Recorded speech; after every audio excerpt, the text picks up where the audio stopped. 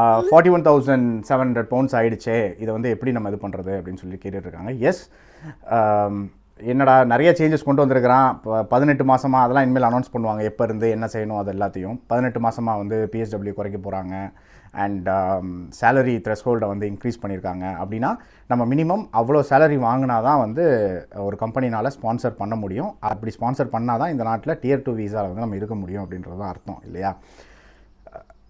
நம்ம ஒரு விஷயம் வந்து ஞாபகம் வச்சுக்கணும். அதாவது ரொம்ப எக்ஸ்பீரியன்ஸ்டான ப்ரொஃபஷனல் இருக்கிறீங்க அப்படின்னா அவங்களுக்கு வந்து இதெல்லாம் அப்ளிகபிளாக ஆகும். இப்போ ஒரு 1 or 2 years எக்ஸ்பீரியன்ஸ் இந்தியாவில் வச்சுருக்கிறீங்க, இல்லை 3 to 4 years மேக்ஸிமம் வச்சுருக்கிறீங்க, அண்ட் இந்த நாட்டில் வந்து வேலை கண்டுபிடிச்சிட்டிங்க, உங்களுக்கு வந்து ஸ்பான்சர் பண்ணுறேன்னு உங்கள் கம்பெனி சொல்லியிருக்கிறாங்க அப்படின்னா, ஸ்பான்சர் பண்ணுறதுக்கு ஆப்பர்ச்சுனிட்டி இருக்குது, வாய்ப்பு இருக்குது அப்படின்னு நீங்கள் நினச்சாலே வந்து நியூ என்ட்ரன்ட் ரூட்டில் நீங்கள் கேட்கலாம்.